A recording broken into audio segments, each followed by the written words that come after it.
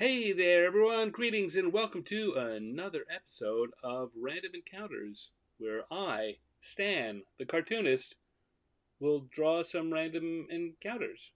I don't know what they are yet. We use dice and random encounter tables, the kind you find in like tabletop RPGs like Dungeons and Dragons, to figure out a character and a situation, and it's like improv, which is why I call it improv cartooning. And improv comedy was a huge thing a number of years ago. Not that many, but it seems to me that it had its moment and it's kind of passed. But the thing I like about this is it gets to the same kind of fun of improv. You never know where you're going to get until you show up and it starts happening, and then you just run with it. The other thing that I like to bring up here every week is this is about the fun of drawing. I mean, I do it this way because it's fun for me. I don't know what I'm going to draw. I get some random choices, and then I draw it, and it's fun. You get to do it along with me. That's fun. But I encourage all of you, whether you're watching live or watching on replay, to do your own drawings. You don't have to draw the same things I do. Just keep a pad and paper with you. Draw whatever you feel like it. Draw any old thing. I mean, if you got nothing else, I guess you can draw me, but I wouldn't suggest that. Hello, Linnea. The lemons are here and they're ready for fun. Excellent. Me too. I'm really ready for fun. Um, this is the week of my birthday. My birthday was Monday, so happy birthday to me. And I celebrate all week, so this is all part of my celebration. Um, I don't know where I'm going with that except to say happy birthday to me. Yeah, so I'm gonna open this up here. You can't see it yet, but I'm gonna get it ready so I can show you what we're working in this week. These are our random encounter tables, our who's, our D&D theme thing. I stick roughly to a fantasy theme, but I also throw in seasonable.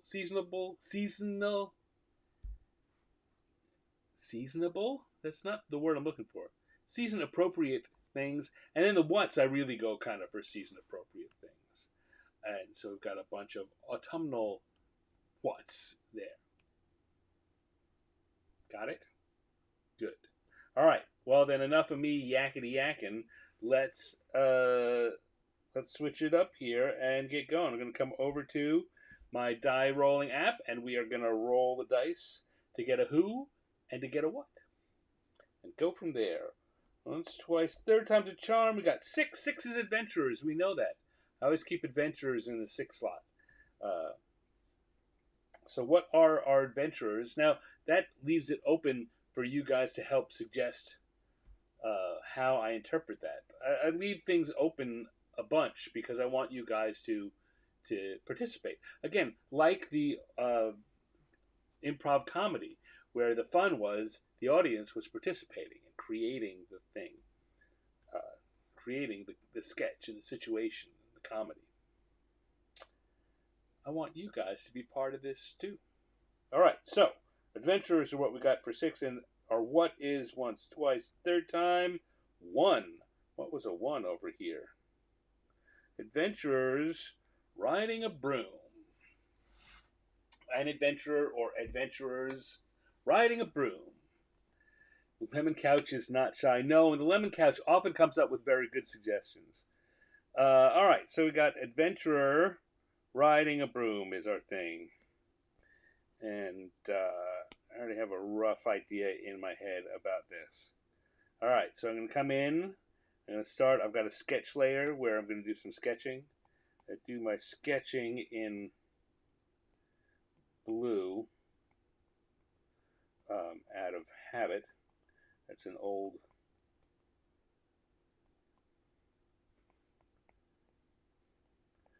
cartooning habit from back in the pre-digital days. All right, so I got a broom, which is going to be shaped something like this. It's flying. This is a zip of it flying down from the ground. I think what I want to have here is an adventurer And once again, Dale is not here. Uh, he's another regular, for those of you who've watched. He's not here yet, or he hasn't spoken up yet. But whenever adventures come up, Dale will say, "Go gnome or go home." And I like um, the small size adventures like halflings and gnomes. So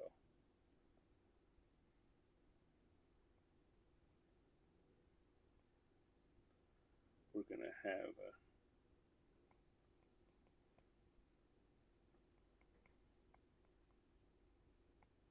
a gnome here. I don't know. The gnome is maybe. We'll give this gnome a wizard-like look. A gnome wizard. Although why the wizard would have problems with a broom, I don't know. But down here,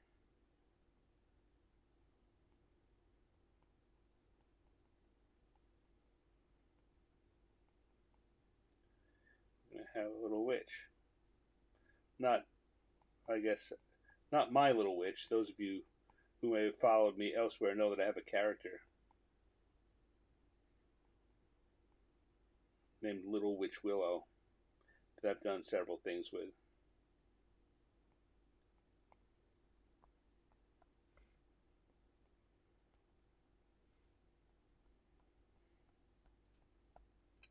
All right, there we go. Just getting a weird message from my computer here. Deal with that. So it stops. All right, there we go. That's a good one. Not sure I need this, but I'm going to put it in just in case.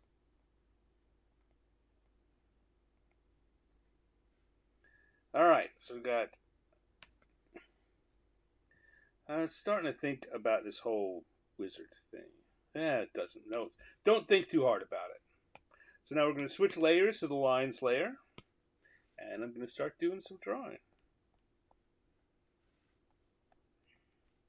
As I say, you should start with lines that you are confident in, and that was true with the sketch, and it's even more true with the finished piece, so I'm going to start there. Now, I'm confident in this line despite the fact that I know it's not all going to stay there. I'm going to have to get rid of part of it because the grip has to overlap that. It needs to be there. Now,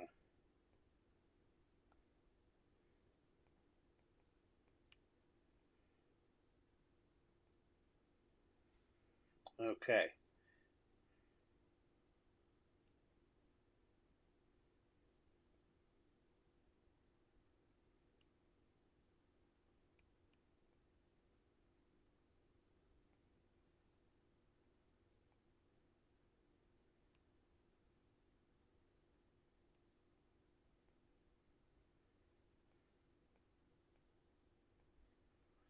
I have the gnome there.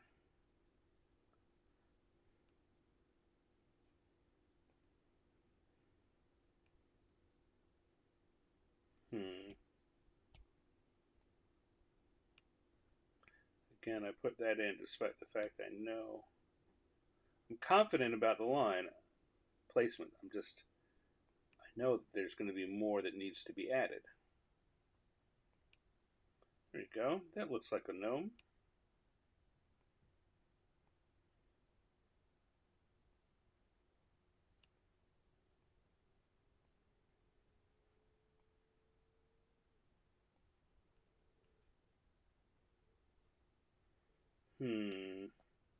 This line is too close to the ear. We sometimes talk about tangents, we artists. It's when two lines get close to each other and imply connections that we don't want to be there. And that when this line here was too close to the ear, it made it look like they were touching and it made it confusing. We don't want to be confusing.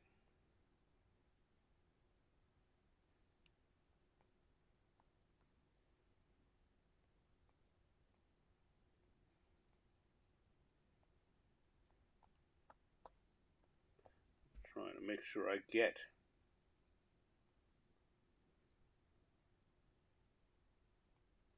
the what I did on the one wrist gauntlet the same over here on the other one.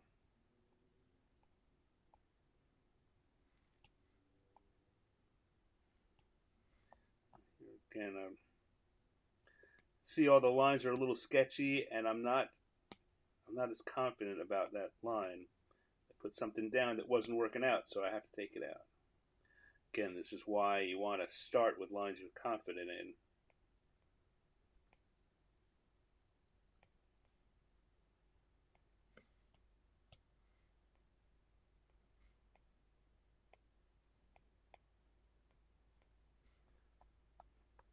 Because if you have to pull something out, everything else is based on it, goes with it.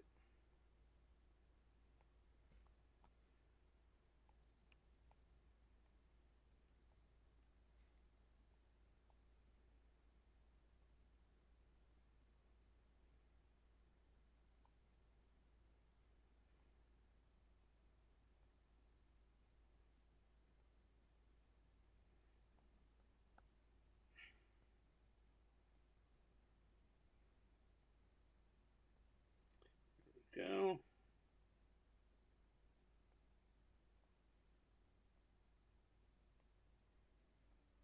We've got a gnome hanging on by his little gnomish teeth.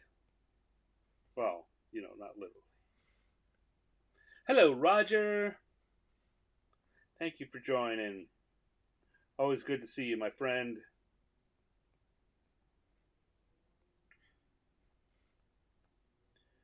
Now we will do a little more on the broom. This is turning out pretty well, pretty quickly.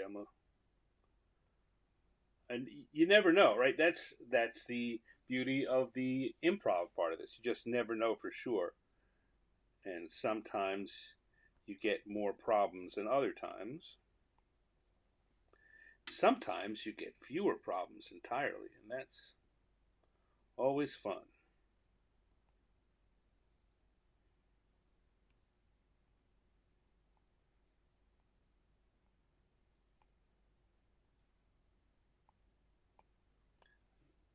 Get that broom out there.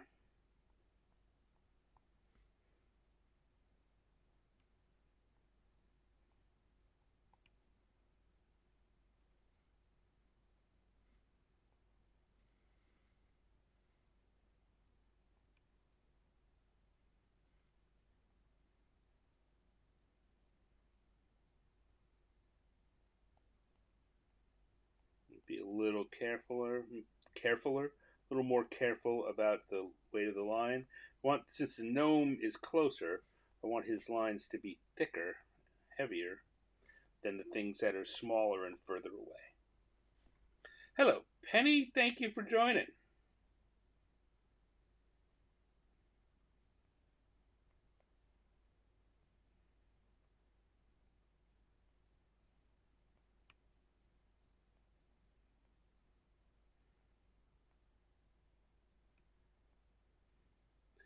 Because this witch is very small on the page, although I've zoomed in, I know that she's very small on the page, so I'm going to be careful not to put too many details in here because you won't be able to see them when you zoom out.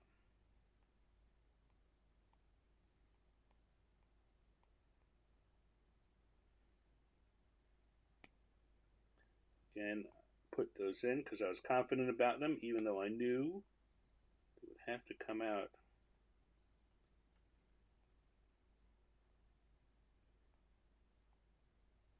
So probably the best thing about drawing digitally is that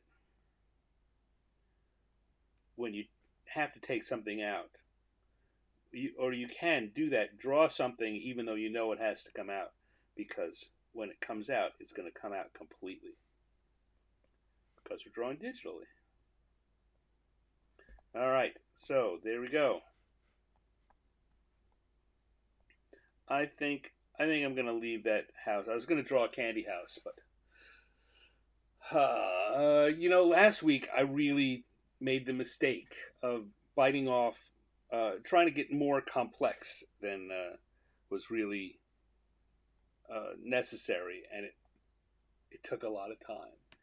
And while there's no real time limit on this show, I can go as long as I want. Um, I like to keep it down to about 20 minutes of drawing, 25 minutes of drawing, and then a little talking with you guys. Uh, just for the point of showing you what can be done quickly rather than laboring over it. All right, so I'm going to take out the sketch layer and look at what we have here. It's looking pretty good, but I want to add a few extra lines on it to help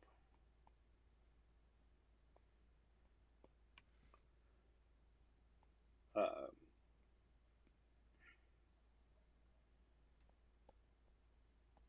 help just round it out, make everything feel more complete.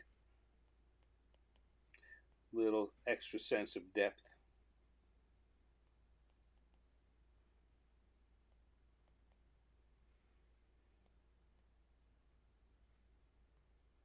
I didn't.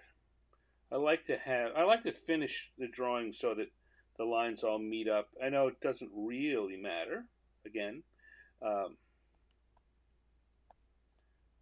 but when coloring, it opens up options.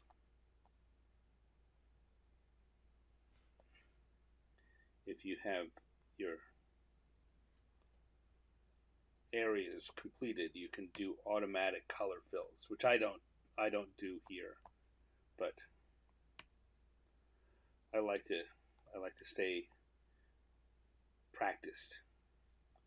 I still think about that even when I'm not going to use it. Just so, Penny just got back from your artist reception. How did that go, Penny? I'm sorry that I couldn't make it, but I had to be, here.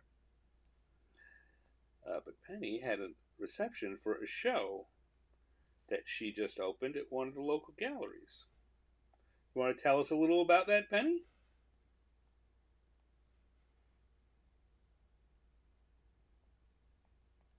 You don't have to, but I'm open my audience to you. All right, there we go. Let's throw some colors on here quick. I'm going to go to the gloaming brush, which I like, which gives me that kind of crayon-y / markery feeling, and it works very well for the kind of quick drawing that I do here that leaves spaces with that, not everything is filled in. It captured that feeling of doing um,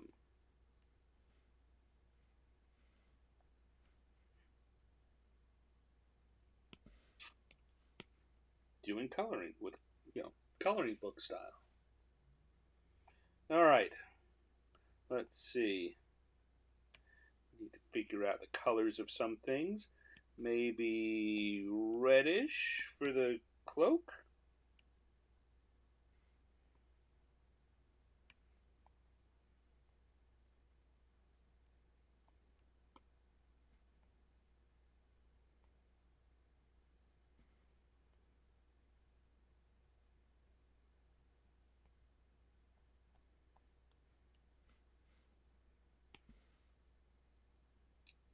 And I'm suddenly, look at that, I'm suddenly thinking that feels very Doctor Strange, so let's give him some Doctor Strange colors.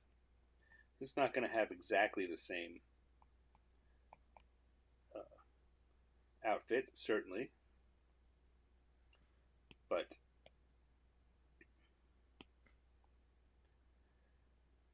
similar anyway. It's what you might call an homage.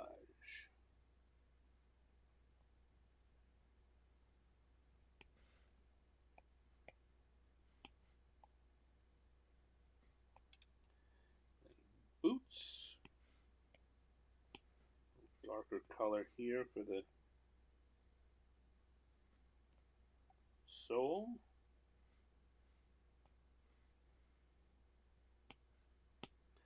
So I want to have a darker color inside the cloak.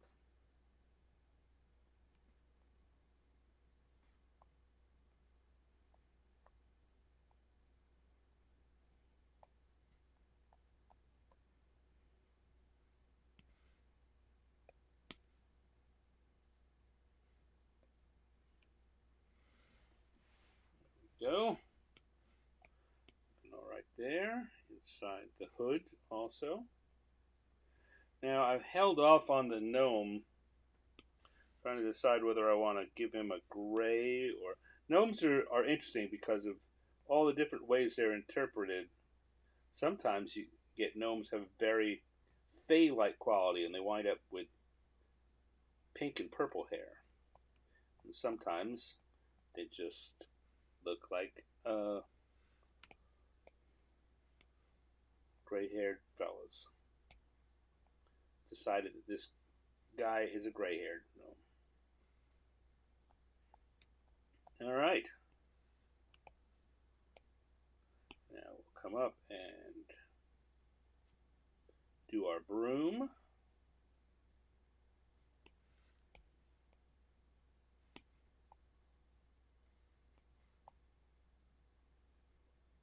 If I change the size of the brush, I can fill the space with fewer strokes, which gives it a more energy.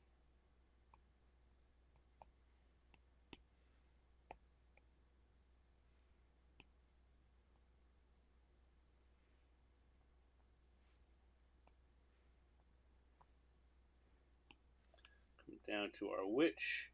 I want the witch to...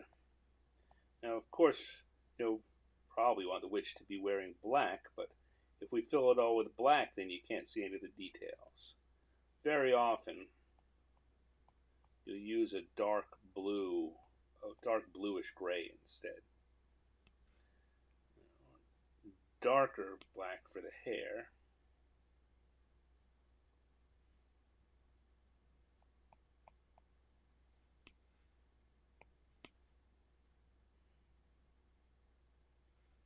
And a lighter color for under the rim.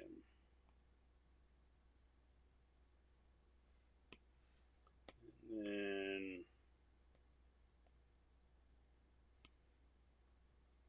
green for the witch's skin.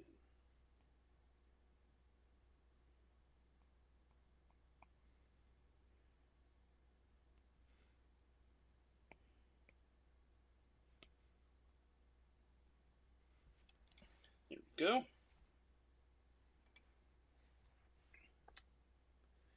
And let's go back and put a little gray in the dust cloud of taking off. And maybe that broom's yellow in the swoopy path. It's technical term, swoopy path.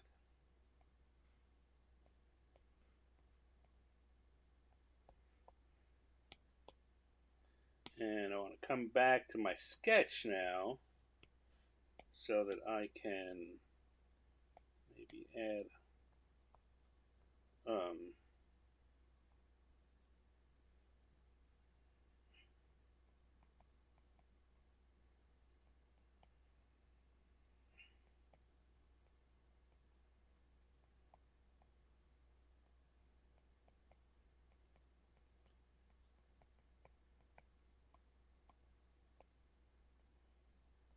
what should we say? And have it home by a minute, have her home.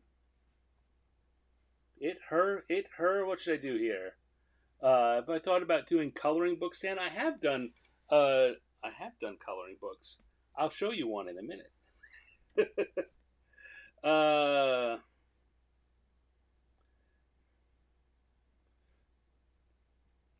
maybe back instead of home. All right, so we're going to go back to our lines and do it. But to answer that question, um, Penny, I have in the past done several coloring books. The most recent one was a couple of years ago. And I keep thinking about doing more because my drawing style lines up with it very well. I believe that I'm going to be publishing a coloring calendar for next year.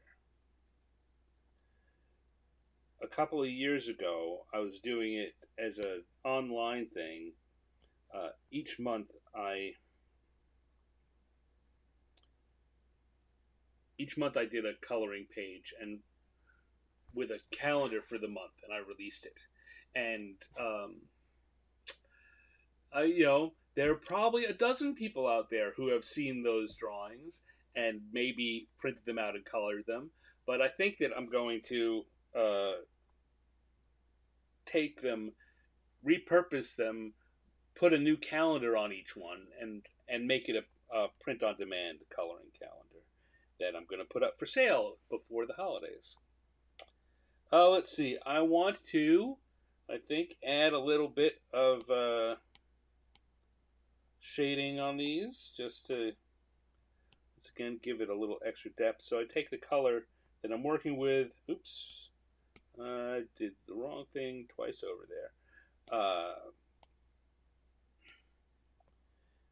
And on the color wheel, I go down, usually down and a little bit to the left to make a darker version of the same color. And I can add that in here. They're kind of like shadows. They're not really shadows. Just because of how I do them, they don't really work the way shadows and light work. But they serve this similar function in that they give a sense of depth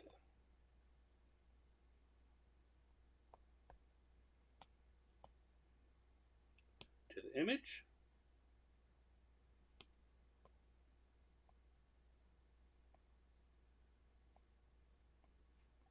Just a couple of quick lines like that will give the idea and give that sense of depth to the character or the image.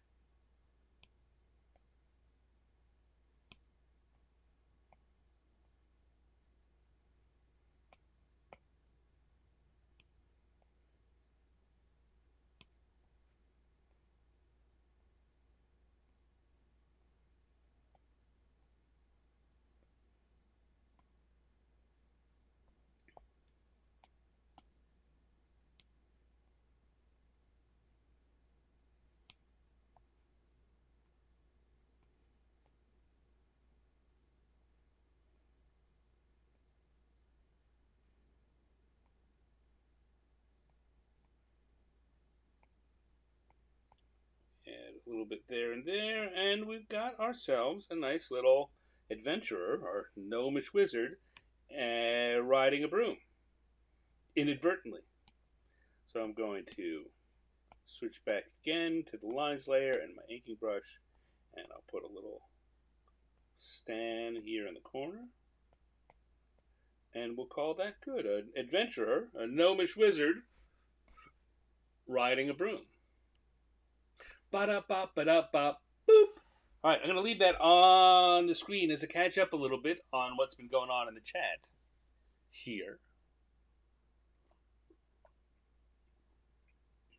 Penny says her reception went well. It's at Art Go Framing Gallery in Tacoma. Those of you who are in the area, the party may be over, but I believe that the show will be up for a little while. You can stop in and see some of Penny's work, which is very good, I might add. Have I ever thought about coloring books? Yes. Okay, so yes, I have done them. Here is the last one I did. and it goes along with an art book. And I did this during the last Olympics. I did it. It was very similar. In fact, it's very similar to what led to this show. During the Olympics, I every day I got online and I had random tables. I had a random table of fantasy creatures and a random table of Olympic events. And I would pull up an Olympic event and a fantasy creature, and I would draw that while I was watching. Each day it went usually 2 to 3 hours because I would finish a pretty, unlike these drawings, which are quick. I wanted to finish something that felt more complete. So let's see, I've opened a couple here. So that was a discus throw and a tiefling. And what else have I got here? We've got oh, this is a skateboarding otter. And we had kobolds doing archery. So each day I would do that, and I would get on and I'd draw them fully in color as I showed you here. But because of how I do my my artwork, as we were just talking about, it was very easy for me to just drop those the color layers and wind up with a coloring book version. And so I put together a coloring book and an art book, and I did a Kickstarter to print both, and now I have what's left over from the Kickstarter that I sell when I go to events and like that there. Before that, I'd done 2 or 3 other coloring books previous to that, but it had been a while since I'd done one. Now, I mean, those were the Olympics were 2020. Yeah. Oh, 2021. Right, they were supposed to be 2020, but they got bumped because of COVID. So it's been 2 years since I did those. Stop riding the clutch. That would have been a good quote too. For this drawing, Dave suggests stop riding the clutch.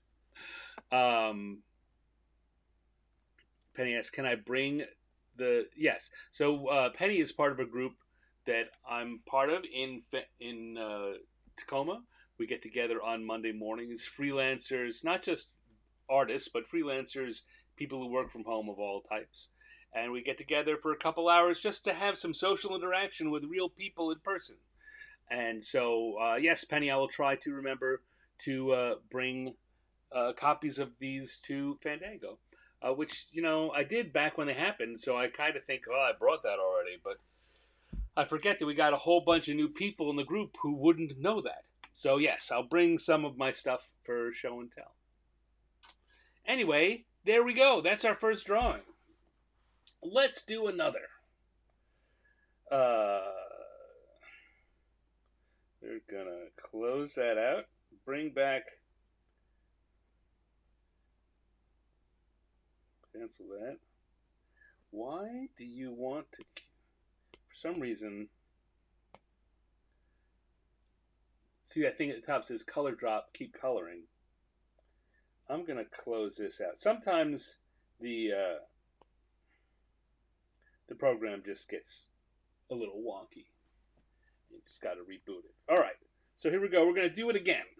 One more time. Actually, we'll be doing it 2 more times, but 1 for now. Let's do a second one. Roll here for a who. Once, twice, 3rd time's a charm, and we get a 2. 2 is imp. An imp. Little devilish creature. And what is the imp going to be doing? Let's see. Once, twice, 3rd time. Also a 2. And the imp is going to be kicking a field goal. I thought about this when I put these two on the list. So while I didn't, I have the beginnings of ideas for this already. Um, but let's come in here. We'll turn off the tables. We'll turn on our sketch layer, and we'll start it again. We're gonna have an imp kicking a field goal, or attempting to, I think. All right. So I'm going to start. I'm going to zoom in a bit. I don't know how this is going to fit on the page, so I'm going to start here, zoomed in to the point that I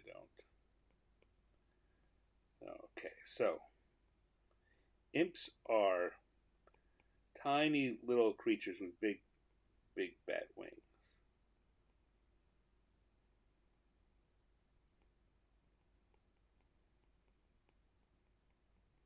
So one of them is going to be here, holding the ball, holding the football. The other one is going to be down here, kicking ineffectually.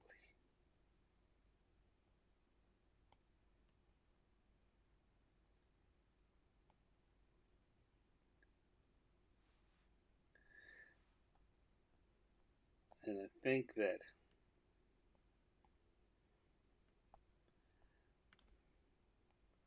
out here is going to be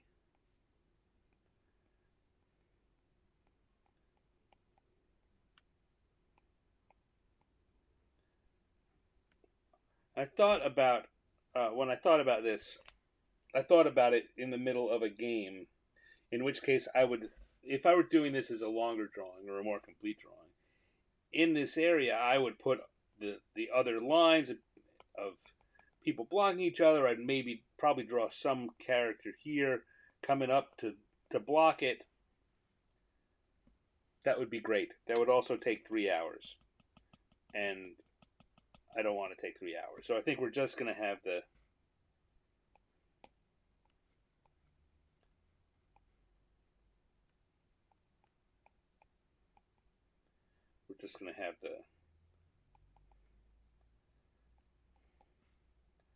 these two here trying to kick a field goal. And now I'll grab that and I'll zoom it out so it now takes up more space on the page and I can do my drawing. Penny says, thanks, got to run to dinner. Have a good dinner. Again, congratulations on your successful gallery opening. I look forward, hopefully I can get to see it before it closes. Yes, Dave pulls out a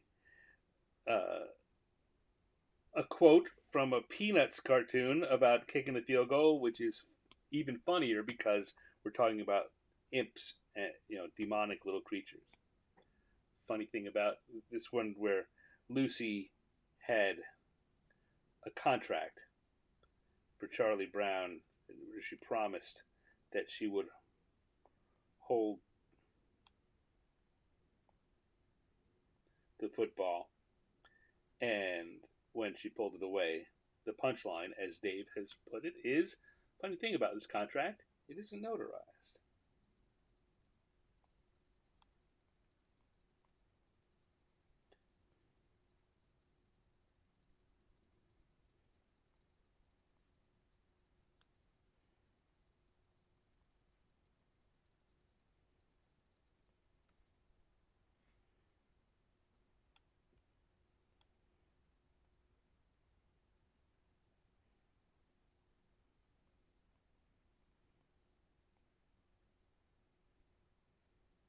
That would be a terrific uh, multi-panel cartoon, I think. And it certainly appeals to the comic historian in me and the fan of classic comics.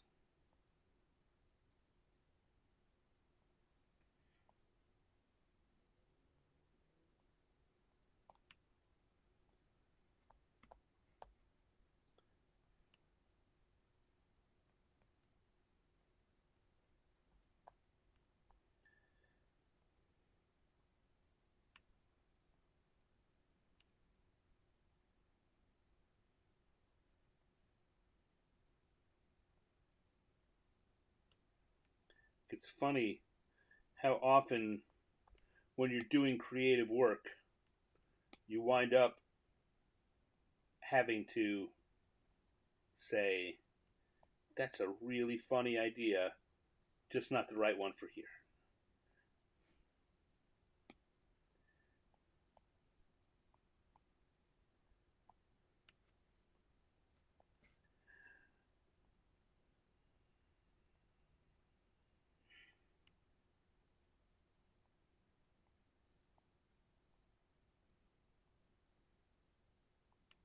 It's important to know your, you know, and as frustrating as that can be, it's an important lesson to learn in any kind of creative pursuit because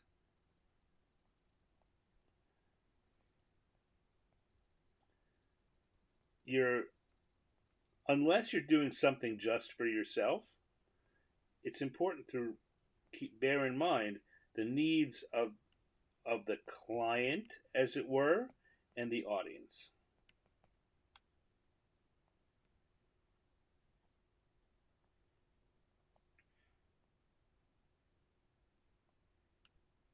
But it's also important to recognize when something's so funny that you ought to jot it down and then do it for yourself later.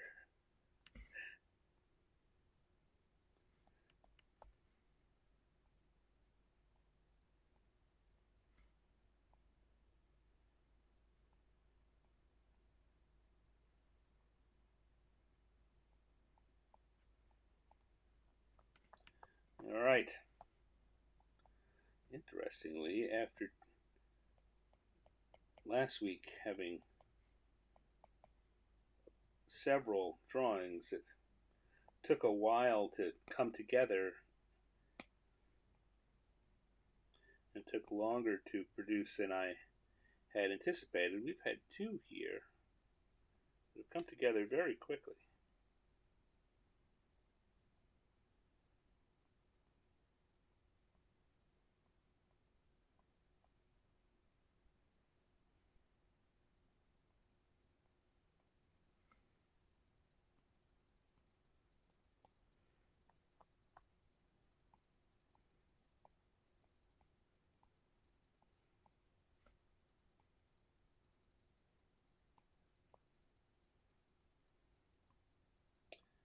It's just how it goes sometimes. Some weeks are quicker than others.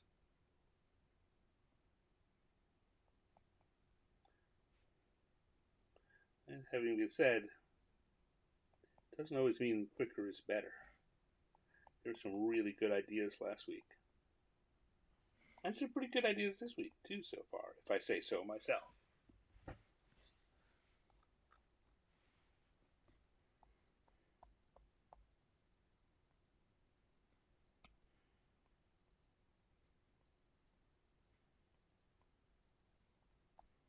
All right.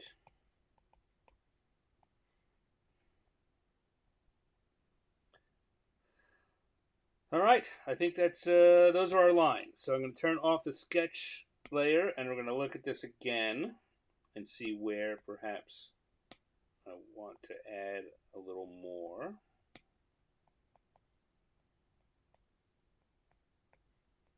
A little pebbling on the football.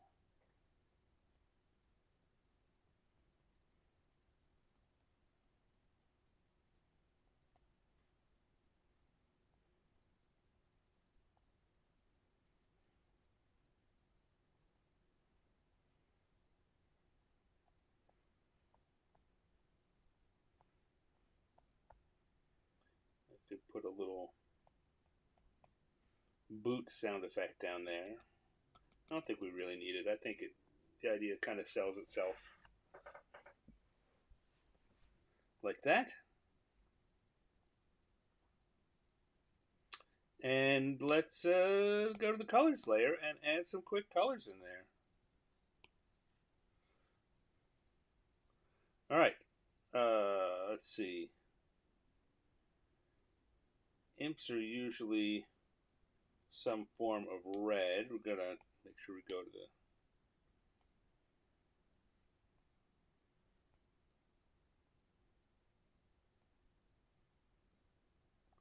right brush.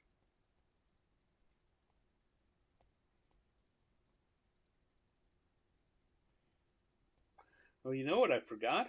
Oh, let's go back to the drawing. Because I forgot an important part of imps. So I'm going to go back to the sketch layer even. Because I want to put this in. And this, the imps have tails. They've got interesting tails. They've got longish tails with kind of a scorpion burr on the end.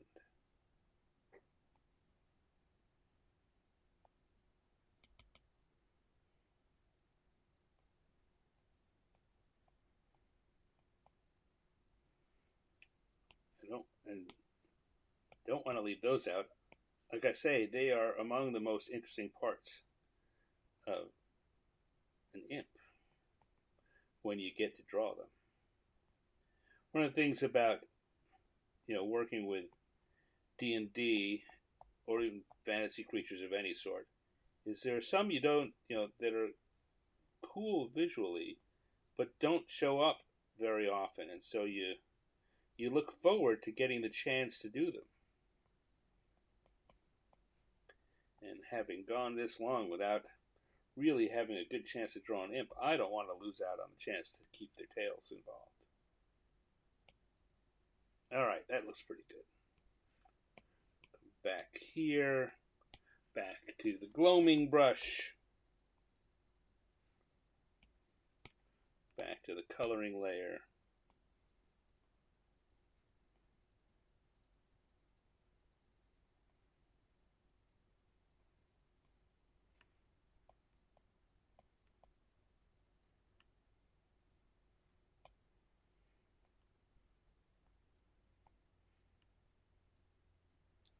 Suppose I could make one of the imps blue. That's another color I've often seen imps colored, but I think we'll just stick with the red for simplicity's sake.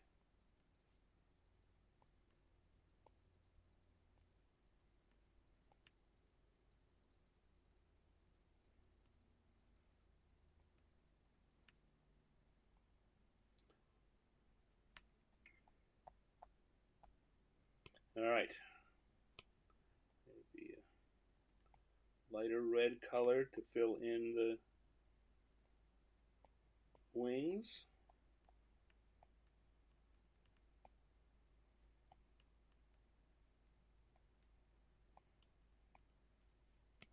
And a darker red color to kind of give their hair a little swoosh. Little swoosh of hair. And icky yellow for their horns and stingers.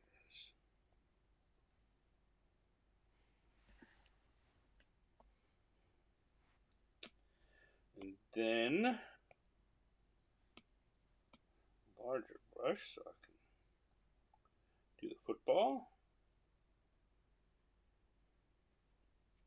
It's coming together nicely. I don't know what color I'm thinking here about the kicking the football. What color is going to stand out? Maybe a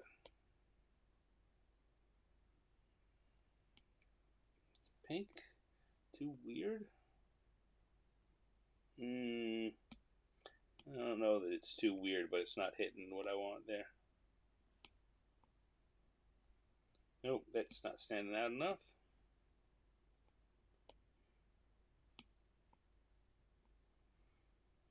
Yeah, maybe a yellow like that.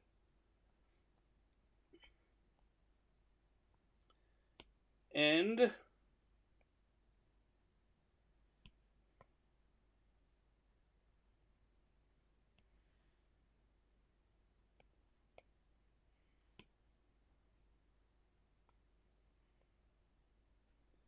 color here for the crossbars.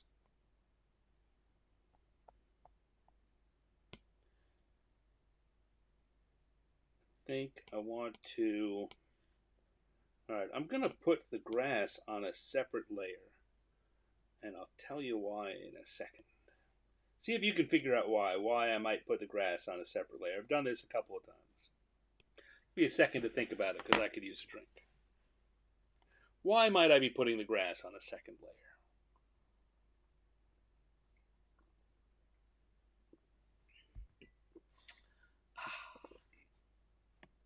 Well, I'm glad you asked. The reason I did that is because now I can come in here and I can color the grass. Can make the brush bigger, and I can color the grass. Oh dear, it's not on that second layer. The second layer disappeared. Second layer, and I can color the grass, and it goes behind the layer we've already got down there, which means I don't need to worry about whether I'm running over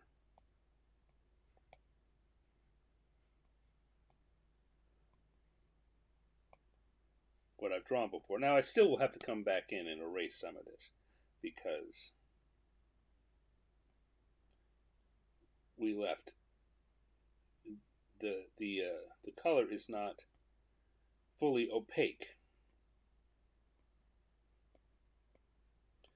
but that was much easier than trying to do it on the same layer and knowing that if I'd gone over those lines, I couldn't just erase it.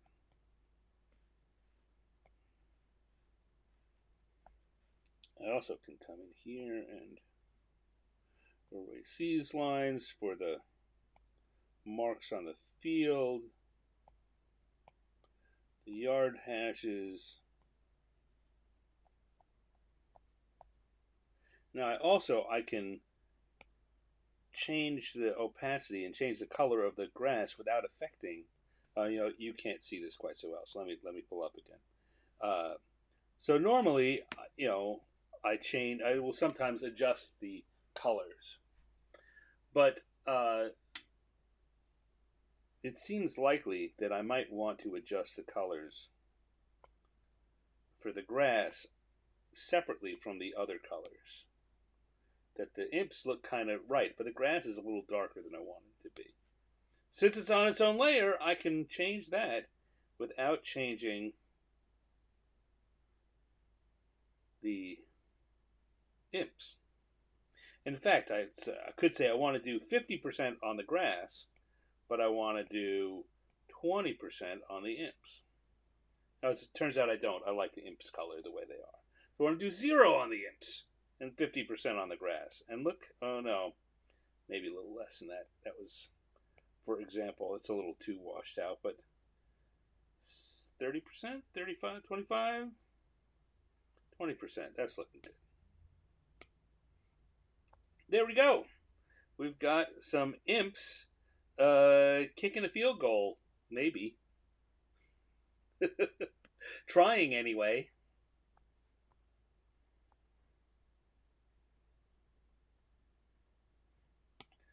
Come back. Ooh, that I need to change my brush. And then I can stick a little stand down in the bottom. And we have imps kicking a field goal. No, not quite done. You know what? I've just realized I would like to add a little depth, a little bit of that shadowing thing we were talking about earlier to the football.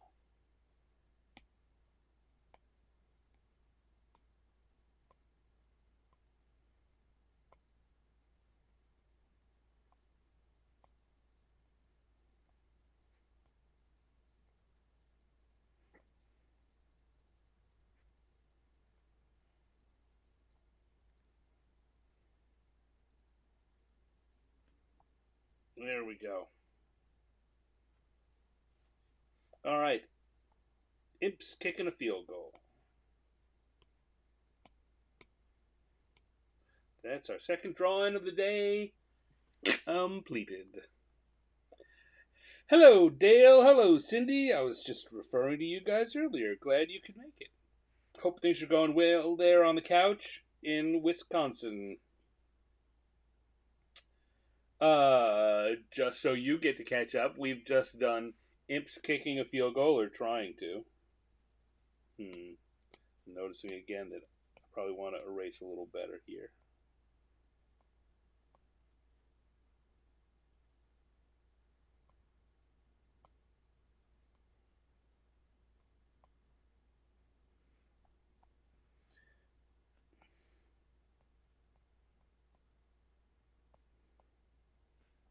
Imp's kicking a field goal. And before that, we did an adventurer on a broomstick. And because in honor of you, I went gnome instead of going home. And that's what we've gotten up to so far. It's time now, however, for me to come in here and do one more. One more, and then we'll wrap it up for the evening. You know what? Time out. Take a breath. Take a deep breath. Stand. No need to rush. You could use a little drink. Well, I don't know if you guys can hear it, but there's a helicopter about to come flying over here, and it's going to be a loud one.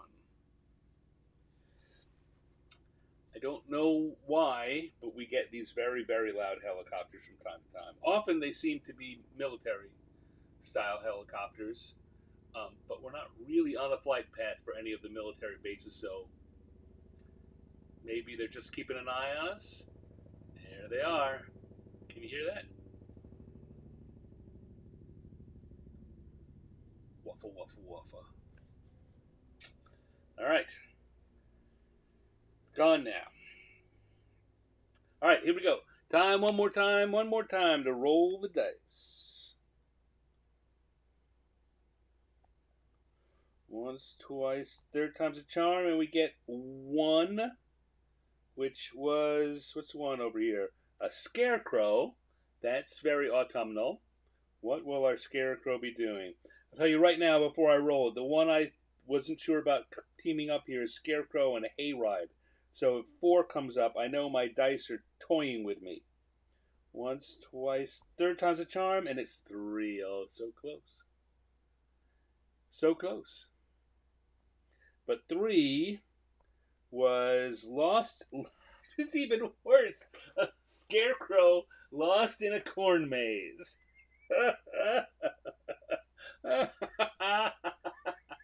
Wow. Okay. All right. My dice are toying with me. But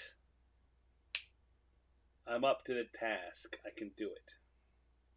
I think. Let's go. We got the inking. Okay, so we got a scarecrow lost in a corn maze.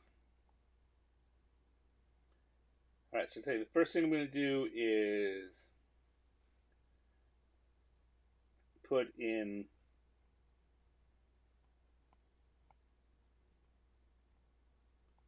some walls, some attention, some ideas for walls, and we'll do that. And they're, of course, going to be topped with corn.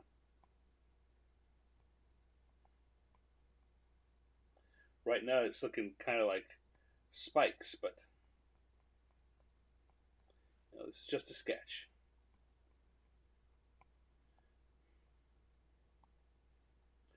All right. Heard the helicopter. Okay, good. I think what I want here. I think I've got my. Gonna have a scarecrow. Think in a almost Wizard of Ozzy sense of, you know, very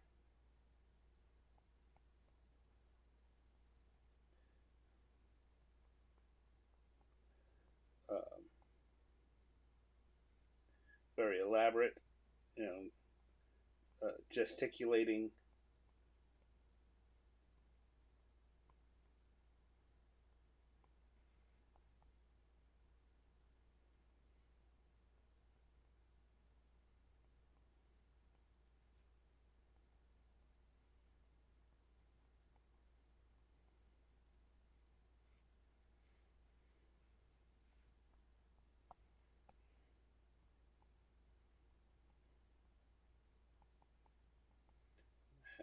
some crows here.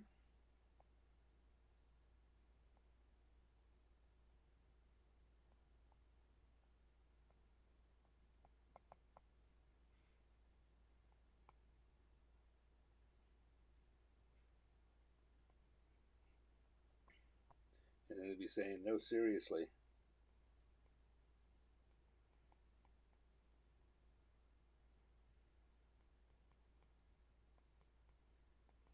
How do I get out?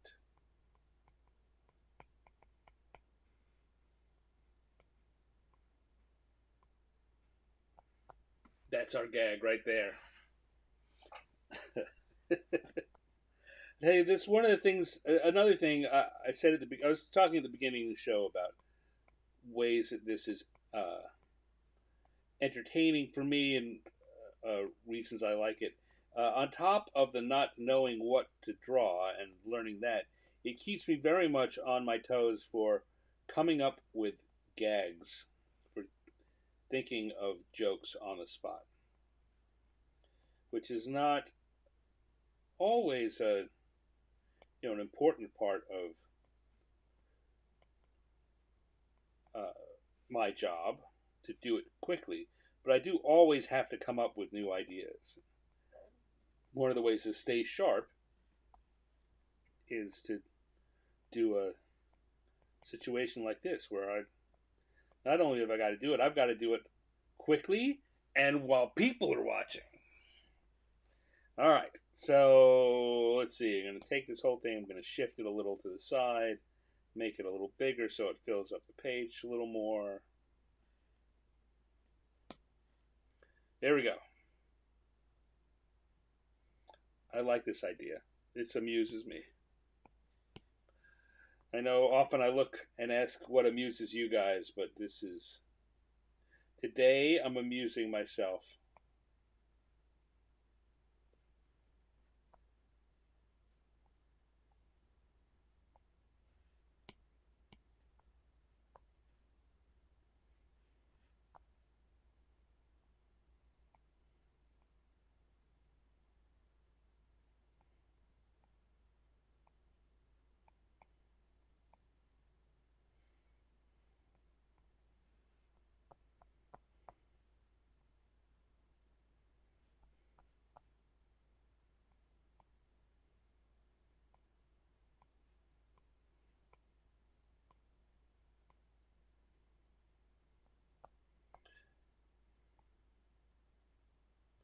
I'm glad this came up. I added the scarecrow on. I thought, okay, this is a really good autumnal character, but I hope he shows up because the rest of the year he's a terrible character.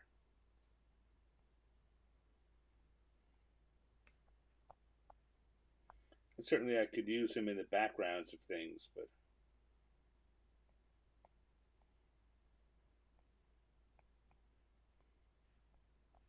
as something to go on the random encounter table.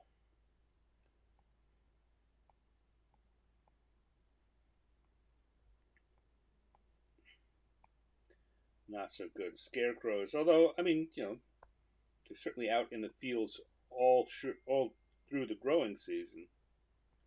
They don't really come into the popular mind until fall.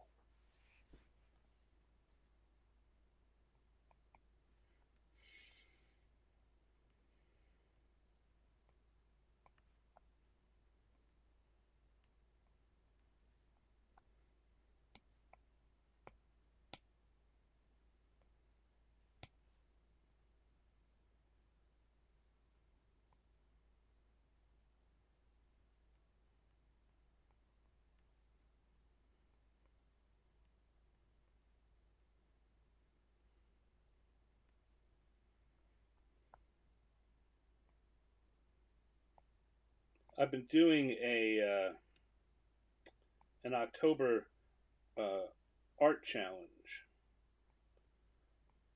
called Promptober, where each there's a prompt for each day of the month. There are a lot of them that go on. There's Inktober and Drawloween, and I did October last year with the octo being octopuses. Um,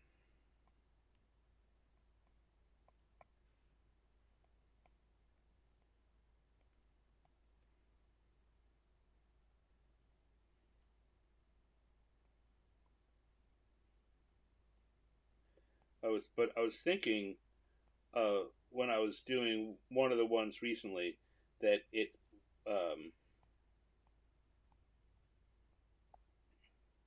one of the keys to doing cartooning, you can draw a character any number of ways, but the key to doing something which really kind of gets people is to finding good postures. So like right away when we're talking about the scarecrow, I thought about that. I was thinking about the Wizard of Oz kind of real loosey goosey, but finding this bent over arms akimbo drawing positioning is very important to making this a funny comic. And I think equally trying to make this crow seem funny is a lot about not giving him much of a posture. He's just, what in the world are you talking about? And these are the kinds of things that you learn as you do more drawings. When when is a good time to really exaggerate and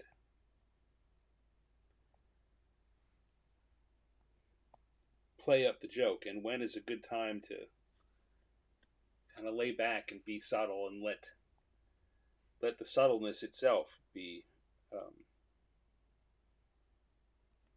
part of the joke. All right, now, unfortunately, that was the easy part. Getting these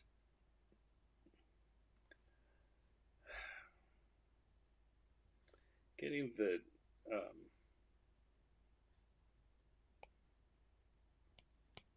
corn to look like corn is going to be a little harder. And I'm doing the same thing that I did before with the football, only more so. I am drawing the corn on a separate layer because I think there are going to be places where I inadvertently overlap, either inadvertently or I need to overlap to get the drawing right. Um, and if it's on a different layer than the crows and the scarecrow, then it's easier for me to erase it.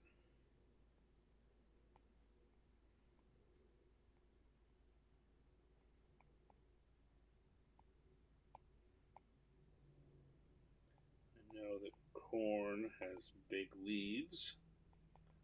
Things I know about corn. It tastes good. It grows on tall stalks. These stalks have big leaves, though I think I'm getting them inaccurate.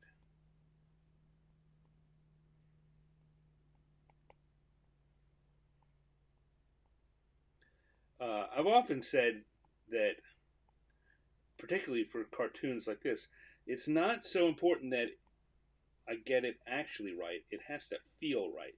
So as long as this ends up feeling correct, it doesn't matter that I'm technically doing it wrong.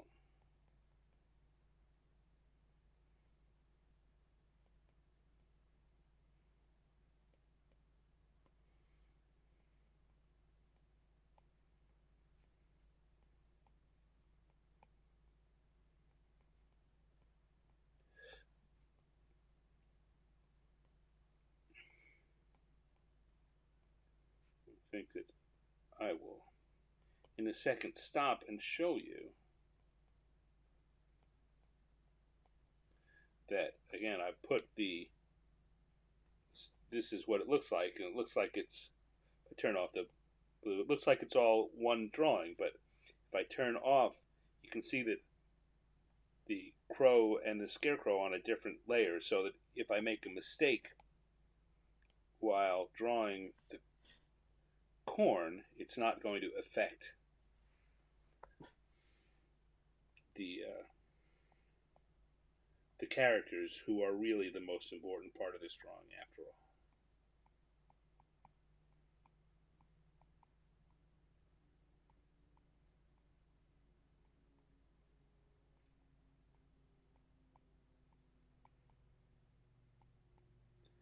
Now,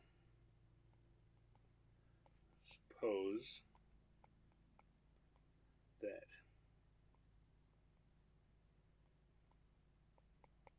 this is the part where the drawing just takes longer than I'd kind of intended. We were talking a little earlier about uh, um,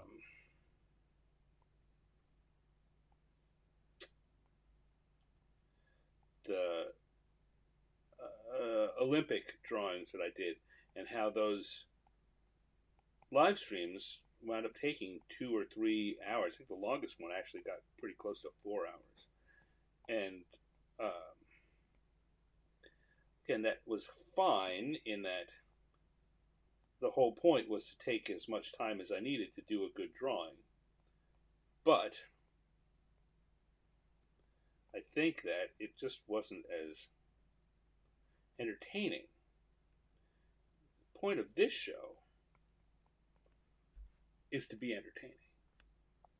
So I'm trying to find a way to do these a little quicker, get it all done, and not worry about the fact, again, that maybe I get something a little less technically correct.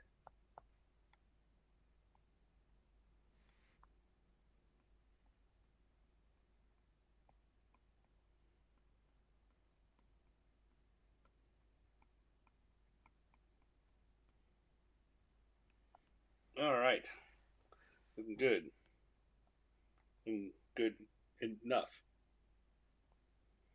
And let's do this while we're here. No.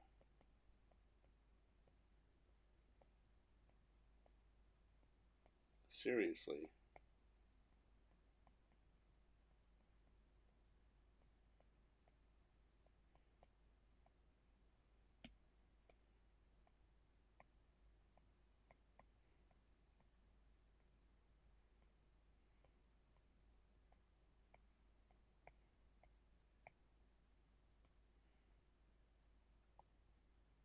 How do I get out?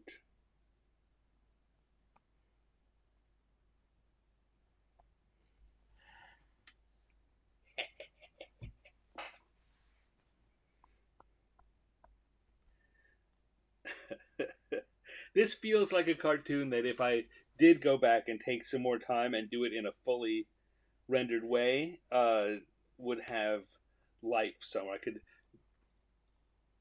post it. Uh, um,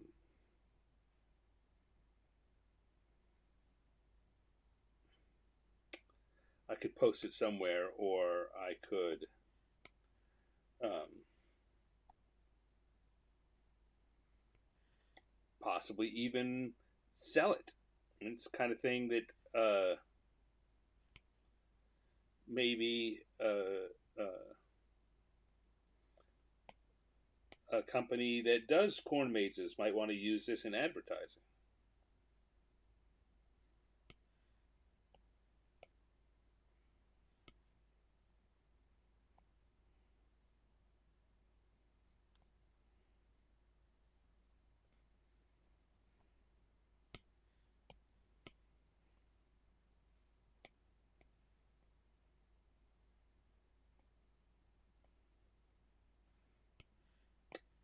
I'd say I would need to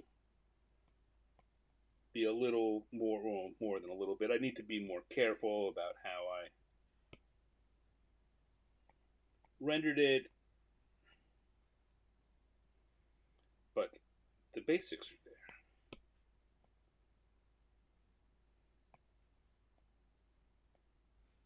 Let's see, maybe I'll do that and then try and find a client to buy it for next. So if you see this on your local corn maze advertising next year, you'll know where it started.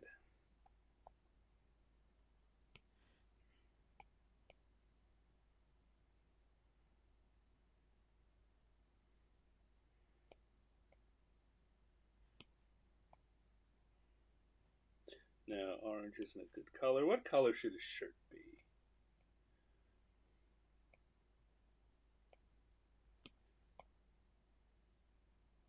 Maybe like that. I think we're gonna. Seems like denim blue is always good for pants, but you want to give them a slightly different color for his shirt.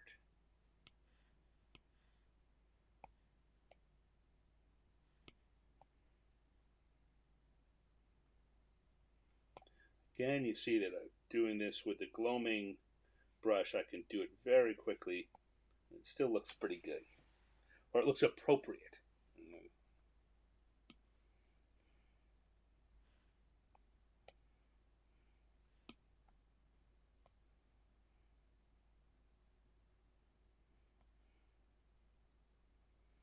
So we were talking about the coloring book I did before, which I'll hold up again in a second. I used the gloaming brush to create the effects on the cover. Um,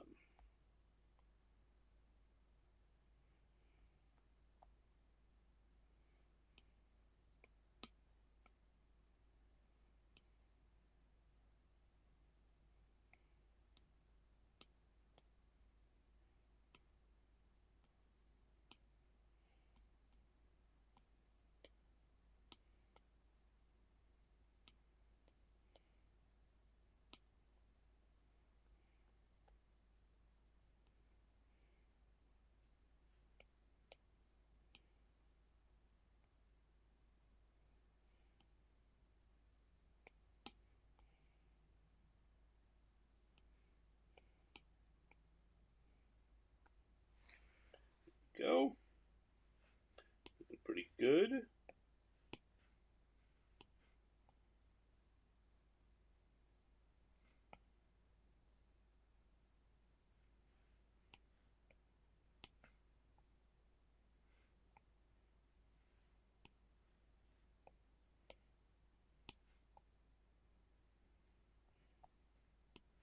And then I'm going to use a blue. Now, it's always a question about what colors to use when shading on white, because there are a lot of different kinds of white, and the big difference, I know I talk about this a lot, big difference is what color you shade it. If you use a blue like that, it winds up looking like a very pure white. Um, if you use a gray, it looks more a little dirtier, a little more worn, or just a little softer, more cloud-like rather than pure white. Use white; it looks very pure white. And you can use greens and other light colors, and each one creates a different feeling for what type of white it is. Here again, saying before, just use this blue, this dark blue, reads as black.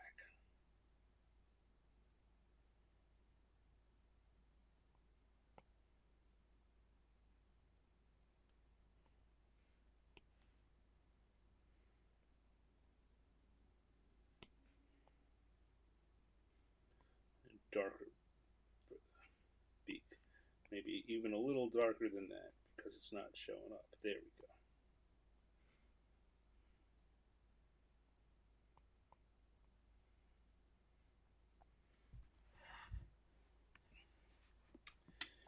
And once again, I'm going to go to a new color layer. I'm going to create an extra color layer so I can more quickly uh, color in the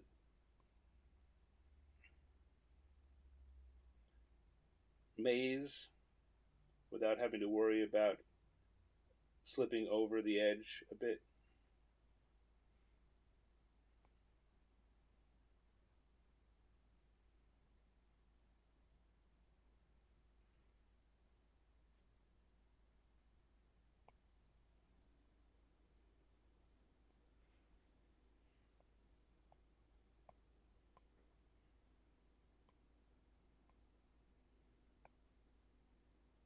Like this.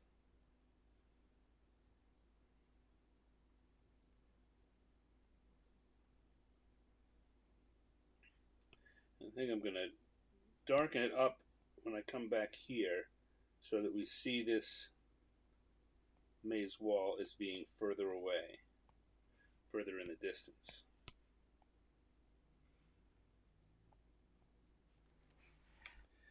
And let's add some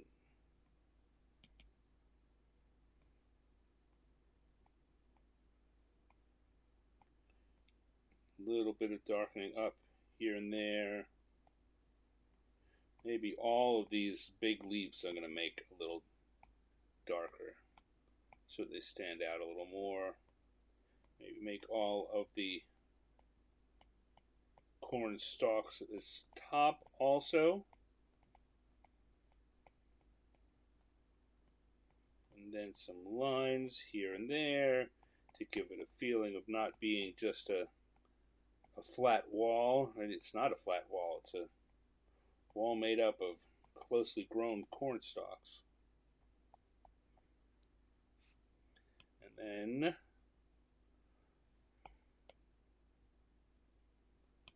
we'll come in and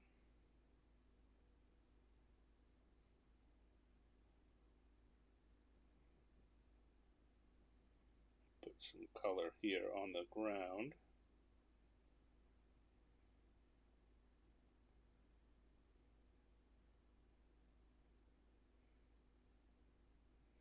Again, I might have made this easier on myself by making the brush a little bigger, but not a big deal.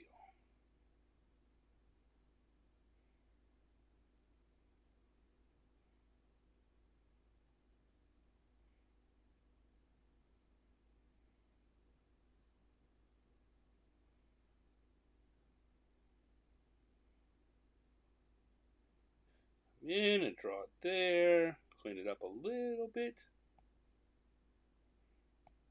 And that what I've said before about sloppy being okay, there comes a point where you can be too sloppy. You kind of recognize it. You get a feeling for it. There's just too much color shining through. There we go. Whoop! Come back! Come back!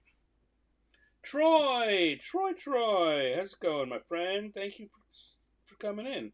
Now I'm just going to come back to the main layer here and add a little bit of shadow color to give our characters a little extra oomph.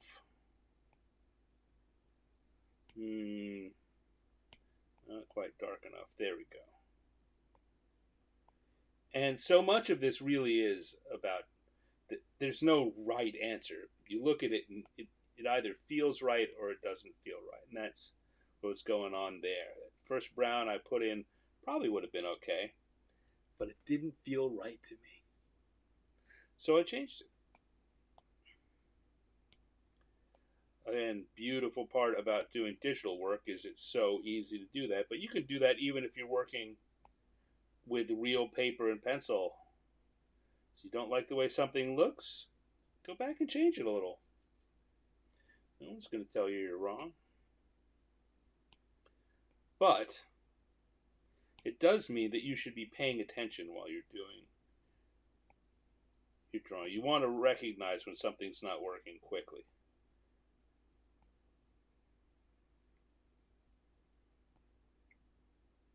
Let's see, that dark brown I did before will probably be good on the shoes too. No, that's not it.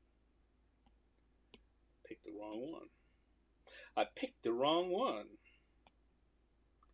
Come on. Go. That's what I meant. And then we'll come over to our crows and get something that's different. Remember when we did the beaks, I picked a color that was based off this and a little darker. Let me pull up the circle here. When I did that originally, I pulled a color that was down and to the left, but here I'm pulling one that's down and to the right, which doesn't. There's no reason to pay attention to what that means in particular. Just bear in mind that making small differences in those changes gives you a very different feeling. Like this dark color that I'm adding under the wings is much different than the dark color I added to the nose. And the only difference was left or right. All right, so there we go. And we've got, let's come up here. Let's give it a nice blue sky.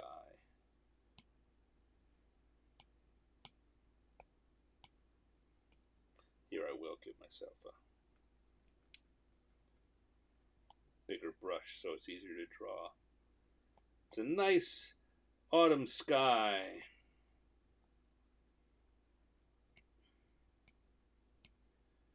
And once more, switch brushes back to my inking brush. Come back to the lines layer, and I'm going to put my little stand on there. We've got, no, seriously, how do I get out? You know what, as I often do, I'll notice something when I think I'm done. I'm not quite done. I want to take that dark red I did and put, oh, no, smaller brush. Put a little bit on the nose. And I want to take this sack color.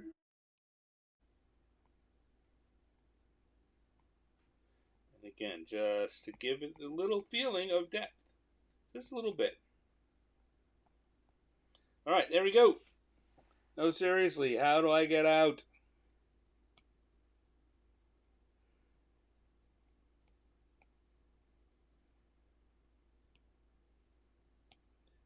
Things I'm adding in. Once again, you know, there are times when you need to know that you're done and times when it's still okay to fiddle. And I think this is a time when it's still okay to fiddle. Want to give little, just add a couple of more little stalks at the bottom to give that feeling that it's not a real wall, it's a wall of plants. There we go.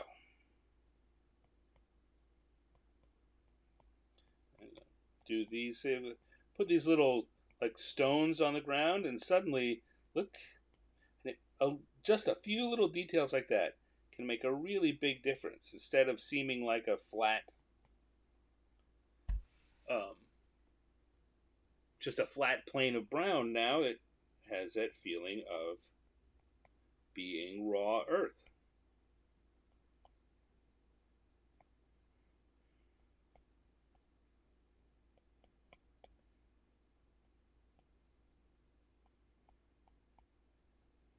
All right, there we go.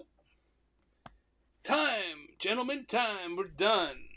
All right, there we go. Another fine evening of improv cartooning. Let me see what's going on in the chat before we say goodnight, before we wrap this up. I'll do a review in a minute. What's going on in the chat? We got Troy came in. Straw man argument. Ha ha ha ha ha. You're a funny guy, Troy. Looks aren't everything. You know I love you, my friend. Comedy gold. Neglected like a cake out in the rain. So desu ne.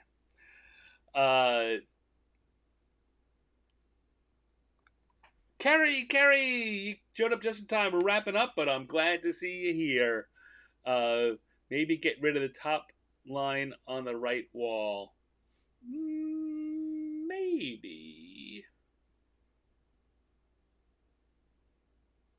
That that could be that. You know what? That is a good idea. That is a good idea. The lemons once again coming through with good ideas. Let's turn on the eraser, and I don't want to get rid of all of it, but I do want to get rid of that so it doesn't look like a straight line like it did. There we go. Good eye, lemons. Good eye. That makes a big difference. It's amazing. Again, it's amazing sometimes how a little change can make a big difference, and how sometimes the solution that you're looking for doesn't have to be hard. It's just add a little bit here, take a little bit away there, and have fun. That's always an important thing, is have fun. All right, I'm going to, I think, turn down the color on the background a little. That's too much. That's not enough. But maybe 20%, 15%, 15%, 10%, 10%.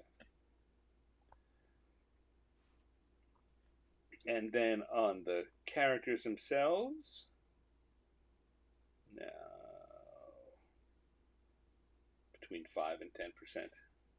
Just a little bit. And again, if this is your first time here, the reason I do that is that I think in these very strong colors, and when they're done, it sometimes feels very overwhelming. If I found the color range I want, and if I just drop the opacity, which means letting some of the white from the background come through, it drops it back and makes it. I don't. It's the same color basically. It's just a less intense version of it. Anyway, so we had Scarecrow lost in a corn maze. That was our third drawing of the night. Our second drawing of the night had been Imps trying to kick a field goal. And our first one this evening had been an adventurer on a broomstick. With a gnome adventurer getting away with a broomstick.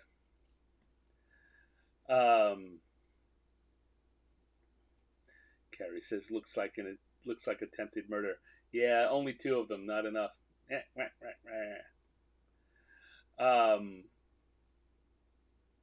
Yeah, so there we go. That's what we got tonight. Oh, you know what? Here, I'm going to turn this off now. I'm going to switch back to a view of just me. Sorry, but you just got me. But I was saying before that I use the gloaming on brush on this cover for all the things that are supposed to be colored. And I use a full-on solid color for the hand and the crayon. And you can see the difference that creates there in this piece. Right? The full color feels more solid, and the gloaming brush there feels like something you'd get from a crayon. Which is how I came to the idea of using it for drawings like this, and trying to get that feeling anyway. I want to get the feeling of quick coloring, and it works. Or so it seems. Impossible, says Troy. Troy, you should have been here earlier. You could have been throwing those imp jokes out left and right as I was working on that drawing. Anyway, that is another episode of Random Encounters. I want to thank everyone for joining me, Troy and Kerry, and Dave and Linnea, and Gus, I presume, the Lemon family there on the couch, Dale and Cindy, Penny, who was here before. Again, those in the area who might want to see her, she has a show at I got to look it up here, what gallery? The Artco Framing Gallery in Tacoma that just opened tonight. Give it a shot. Roger was here for a while. We had a really good night. I had a lot of fun. I hope you did too. If you've done any drawings that you're particularly proud of and you want to share them, drop them to me in an email or in a comment on Facebook, or I don't know, anywhere, and I'll happily share it with the world.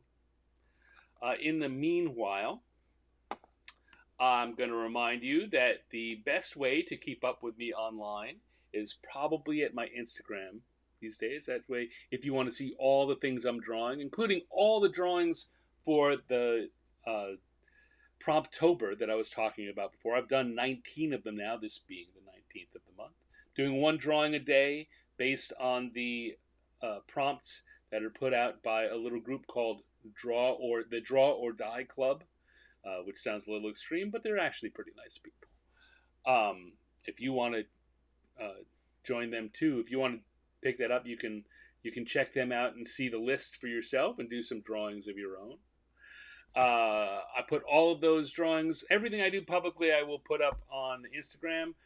If you like that even more, and you say, hey, I want to support Stan in his quest to do more drawings and spend more of his time producing this material for me to enjoy, well, then you may want to consider joining my Patreon, which the link is there on the screen now. People who join the Patreon get behind the scenes views. Depending on what level you're at, you will get holiday cards or stickers. I send out stickers several times a year to my higher level backers, and um, so that's always nice. Just a fun sticker, and at least one of the stickers I've done was based on a drawing I did in this show. So, say before I was talking about how if the drawing is right and I've put together something really good in this quick 20-minute drawing version, I may go back and do a fully rendered version, and then one of the things I may use that for is for a sticker. It could happen. And so if you're here and you're giving suggestions and I use them, well, then I should probably send you a version of that sticker when it comes out. If you remind me, I will. Anyway, I want to thank everyone again for being here. I had a really good time. Hope you did too. We'll be back again next Thursday for another hour and a half or so of improv cartooning on Random Encounters. Until next time, take care and have a good spooky month of October. Bye, all.